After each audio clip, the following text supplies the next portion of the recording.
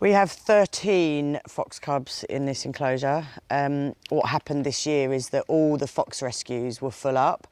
There were that many cubs came in orphaned or injured or sick or whatever, that they all became full up very quickly. And so they all started calling me, asking if I could take some because we've still got space here, and we have still got space here. So we've ended up with 13 so far. And some of them, this little one here, thinks he's a human. They're very, very friendly, some of them. And so when I go in, I have to be careful that they don't get out, because this little one, it's a bit of a battle to get in.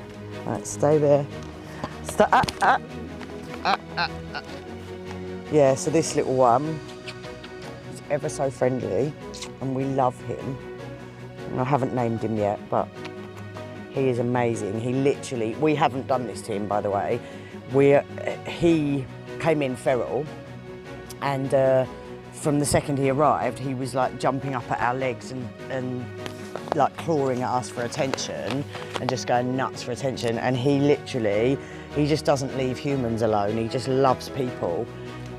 So now we do pick him up because he's asking to be picked up. I mean, look, everywhere I go, he's by my foot. He just follows me around, and oh, did that scare you? I'm sorry. So yeah, we've got a blind fox in here. She's over there. She will have to stay with us for life because she can't be released. Most of these cubs in here will be released, but she can't be because obviously she's blind. Just doing their lunch, so they get fed 3 times a day. You are the cheekiest little boy. So yeah, there's 13 in here. You won't see all 13 at the same time because they all hide. They actually love this thing and they hide in there. There's probably about 7 or 8 in there, all squished in. They all sleep together. But they are ever so cute. But yeah, most of these will be released when they're big enough. But some of them will end up staying here. The blind one will stay. She's got a little girl. The blind one's a girl, and she's got a little girl fox that sort of looks after her. Look, there's food there. So we might keep the one that looks after her because they've become really good friends. And of course, she's a bit like her assistant's fox. Like, she sort of helps her and they sleep together and stuff. So we might keep her. Oi, oi, oi. I wasn't taking your food. I was putting more in, you Wally.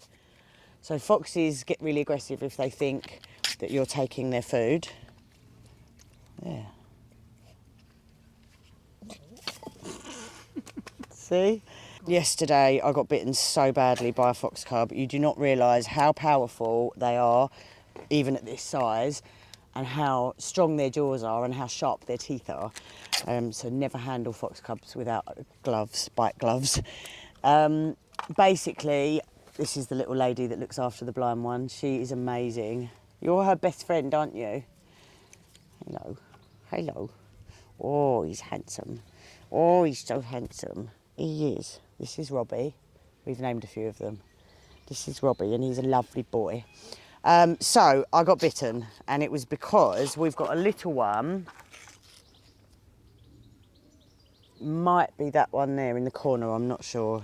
Well, I'll know in a minute, because basically the last one to come in, these have all come from different fox rescues and different litters. They're not all from one litter. None of them are even from the same litter. They're all from different places. They're all found, orphaned, you know, without a mum and whatever. Anyway, the last one to come in is really nervous and scared, and he's been pacing, right? Pacing, up, down, really pacing badly up and down the fence. And yesterday, I thought, he's been pacing for 3 days now since he came into us, and I thought, it's not good for him mentally, you know, this is not good. He needs to learn that he can go and have fun and play and he's safe and all the rest of it. So I thought best thing to do is pick him up and give him some fuss, because they love a bit of fuss, you know, certainly like this naughty little one. Look, you can pick him up and you can scratch all around his ears. They love it, and he's very friendly and they love a bit of fuss. They love an ear scratch, and he's a good boy. So I thought, right, I'll pick this little one up, give him some fuss, try and get him to stop pacing. Well, he turned on me and he bit my hand and he ragged my hand around like how a Jack Russell would rag a small animal around. When, you know, when they lock on and they shake and they don't let go? Yeah, he did that to my hand. And I was with some friends, and the wound here, this one, he's cut all my fingers as well, but the wound was so deep, my friend took one look at it and went, that needs stitching, you need to go to a hospital. It's such a deep wound. I actually thought I could feel his tooth coming out the other side, it was that deep. Anyway, I didn't have time to go to the hospital because we had a poorly lamb last night and we had the vet here for a poorly lamb. And then I had a baby bird brought in, and it's been, well, last night was just an actual nightmare. And of course the animals come first, so I didn't have time to go to hospital. And now today, my whole hand is swollen badly. And I've been on the phone to 111 all morning. I've been on the phone to my doctor's surgery, who, this is very helpful by the way. My doctor's surgery said, we can't deal with fox bites, sorry, you can't come here. So my actual GP will not see me for a wound that needs antibiotics. Will not see me. So yeah, we don't deal with fox bites. I'm like, it's just a wound, I just need antibiotics. No, we don't deal with it. You can't give me antibiotics. No. Brilliant. So then 111 said they can't deal with it. They said, no, we can't administer antibiotics, you need to go to A&E. I haven't got time for A&E. I have not got time. So my friend has offered to drive me to a clinic, one of these walk-in clinic things. So I'm hoping if I go there, the wait won't be as long as A&E, and also they'll hopefully be able to give me antibiotics, which is all I need. But yeah, note to self, don't ever pick fox cubs up, feral ones, without bite gloves. So we're lucky enough to have a number of volunteers that come here. Jen is one of them who comes regularly, and then we have a few other volunteers that just come as and when they can, which she's always totally grateful for. Sometimes we get a number of groups of volunteers through Chaotic Angels or just through friends of ours and things, where we get a group which then a mass of people sort of come on one day and we can get a real big job done, like laying mud mats, or if we've got a bit of a backlog of poo picking, if we've had a hectic week rescuing and things, then we can crack on and clear all the poo if we've had a bit of a backlog. So this is Jen, who comes every Tuesday and Friday, generally, don't you, who volunteers for us. Currently mucking out Archie's stable. Yeah, and Jen comes and volunteers every Tuesday and Friday, and also on her way picks up from, where is it again? Mayfield Bakery. Mayfield Bakery, picks up any, not out of stock as such, but things they haven't sold that day, and brings it. So the pigs love Jen because they see her coming every Tuesday and Friday and know that they are getting basically fresh baked bread, cakes and pastries and everything, which I'm almost tempted to eat as they arrive, but don't, obviously. Yeah, so Jen is a great help. Wonderful volunteer, aren't you, Jen? I love it, absolutely. And we all love her. So she's got these big tufts. She actually hasn't got any eyeballs. Underneath those tufts, those furry tufts, she's got no eyeballs at all. So she's completely blind. She was born without eyeballs, and instead she's got these weird tufts that come out of her where her eyes should be. So she will stay with us for life, but when she's big enough, she can go into the big run with the big foxes, and she'll be quite happy in there. And like I said, she's got a little friend in here now that seems to be looking after her. So if they stay friends, and if she's, you know, a good little assistance fox, then we'll keep her as well to be her friend for when she goes into the big run. And actually, I mean, ever since I've been posting about the foxes online, most people are saying, can't you just keep all of them? Because the truth is, the horrible truth is, they're actually safer here than if we release them into the wild. So if you release a fox into the wild, foxes live a lot longer in captivity than they do in the wild. Because in the wild, you have people that hunt them, people that shoot them, poach them. We have, he thinks he's human. Yeah, so they get hunted and shot and poached, they get poisoned, they get mange, and if they don't get treatment that can kill them. Then they get fly strike and stuff, and that can kill them. They get run over. There are so many things that happen to foxes in the wild. They're actually safer here than in the wild. but they are not good pets, so don't get any ideas and think, oh, I'll find a baby fox cub and keep it as a pet. They stink, and when I say they stink, I mean if your dog has ever rolled in fox poo, you will know how bad they stink, and they really do, and you do not want them in your garden as a pet. They stink. These babies are stinking our whole entire garden out, and they don't make good pets. You know, they're not easily litter trained or anything else.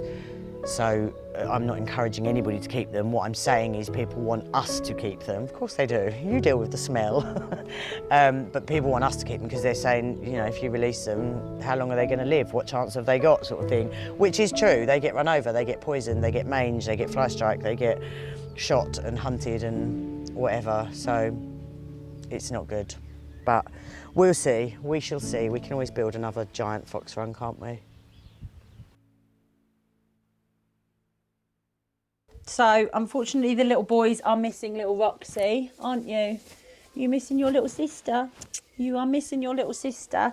So, poor Roxy passed away last night, unfortunately. She got a bout of bloat, which is quite common in... Oh, he's eating my welly boot. You eating my welly boot, Joey? Is quite common in lambs that particularly haven't had a good start. And normally... you can treat it, which we have the stuff to treat it with, and it's kind of, I'm not very good with the technical side of it, but it's kind of like colic in children or sort of trapped wind and things like that, but obviously is a bit more complicated to get it to pass in animals. But Joey had it about a week and a half ago. We treated him, you rub his stomach, he basically did a big old burp, passed wind out of both ends, and then has been right as rain since. We did exactly the same with little lady, Roxy, but it didn't work and she went downhill, so we called the vet obviously straight away, but unfortunately a couple of minutes after the vet got there, she passed away. But what the vet thinks is because she was still, obviously she was improving a lot. Day by day she was improving with the physio we were doing. We had her in a sling for quite a while to get her upright so that everything could move through her properly. She was going in her walker for shortish stints but regularly through the day, having her baths and everything. But we think that even if she had got through that bout of it, that it would have reoccurred because probably her faeces and things weren't quite emptying out properly. Although her urine was all coming through fine and she was pooing, she probably wasn't pooing as much as she should have been, and that because of everything internally just wasn't working quite properly, that it just probably would have worsened. So I think it quite probably was inevitable anyway, and luckily she did go very peacefully and quite quickly, which for us was a real shock and really sad because she'd been right as rain in the morning. But we have to think of that is actually a really lovely thing, that she had a wonderful morning, pottering in her sling, pottering out, had her bath, etc., and pottering with her little brothers. But yeah, we are all absolutely gutted, but we did our best for her and she was extremely the happiest little lamb. Yeah, I'll get upset now. She was the happiest little lamb, and yeah, we did our best for her and she was the cutest little thing and she was so happy. She wolfed her food down, she loved cuddles, she loved going in her little walker and wandering up and down there and saying hello to all the horses, and she just was the happiest little thing. And yeah, no regrets at all. She was the best little thing. But we miss her, don't we? We miss her desperately because she was so sweet. But yeah, Jodie did the physio with her every time she fed her, and Jack and I did the bathing and the in and out of the walker, and just checking on her every time we walked past, and to just check she was comfortable, and turning her over to make sure that like the organs and everything, you know, that they had even sides, and offering her drinks and things if she could, you know, she would started to move around here beautifully because she was getting so much stronger and things. But yeah, a lot of time and dedication, but you know, these things. But she did have, I think, was she here about a month, I think, and she was really, really happy. So that's all you can hope, is that she's been shown love and happiness really while she was here.